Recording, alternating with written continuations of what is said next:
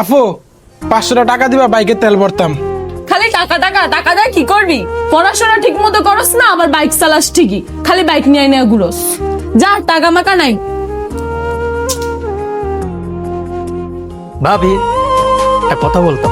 হ্যাঁ বলো। বন্ধু বান্ধব নিয়ে ঘুরতে যেতাম, আমার কাছে একটা টাকাও নাই কা।